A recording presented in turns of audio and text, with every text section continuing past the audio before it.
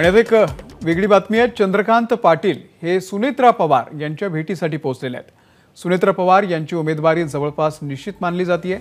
सुप्रिया सुळे यांच्या विरोधात बारामतीमध्ये सुनेत्रा पवार निवडणूक लढणार आहे असं कळतंय। अजित पवार यांच्या घरी सुनेत्रा पवार यांची भेट घेण्यासाठी रुपाली चाकणकर सुद्धा उपस्थित आहेत आणि भाजपचे नेते चंद्रकांत पाटील हे सुद्धा आता सुनेत्रा पवार यांची भेट घेण्यासाठी त्यांच्या घरी पोहोचलेले आहेत।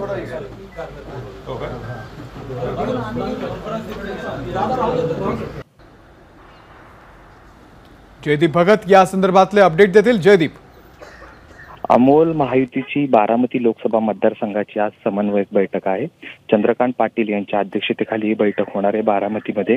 परंतु त्याआधी ज्यावेळेस आज उपमुख्यमंत्री अजित पवार यांच्या घरी चंद्रकांत पाटील पोहोचलेले आहेत। अजित पवार या ठिकाणी नाहीत, मात्र सुनेत्रा पवार आहेत आणि त्यांची ते भेट घेत आहेत।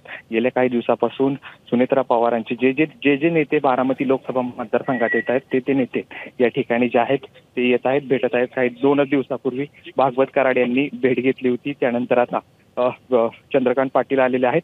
खरं तर महायुतीतला जो गोंधळ आहे बारामती लोकसभा मतदारसंघातला त्याचं कारण असं आहे की हर्षवर्धन पाटील यांनी मुख्यमंत्री आणि उपमुख्यमंत्री अजित पवार यांना मुख्यमंत्री आणि उपमुख्यमंत्री यांना पत्र लिहिलं होतं आणि त्यांना सांगितलं होतं की पत्राद्वारे की मित्रपक्षाकडून धमकावलं जात आहे, एकेरी भाषेत उल्लेख केला जातोय। त्यामुळे महायुतीची जी खतखत आहे ती समोर आली होती आणि त्यानंतर आता महायुतीची एक महत्त्वपूर्ण बैठक होती, समन्वयक बैठक। मात्र या बैठकीला हर्षवर्धन पाटील उपस्थित नसतील तर दुसरीकडे पुरंदरचे माजी आमदार विजय शिवतारे हे देखील उपस्थित नसणार आहेत। कारण विजय शिवतारे यांनी 2 ते 3 दिवसापूर्वीच आपली जी आहे ती भूमिका जाहीर केली होती आणि बारामती लोकसभा मतदारसंघातनं अपक्ष लढणार अशी भूमिका जाहीर केल्यानंतर जी महत्त्वपूर्ण बैठक केली जाते महायुतीची जो गोंधळ आहे तो दूर करण्यासाठी। मात्र या बैठकीला 2 जे नेते आहेत ते उपस्थित नाही आहेत। आता आपण बघा या ठिकाणी सुनेत्रा पवार यांच्या घरी चंद्रकांत पाटील पोहोचत आहेत, त्यांच्यामध्ये जी आहे ती चर्चा सुरू आहे आणि इथून बैठकीला चंद्रकांत पाटील जातील।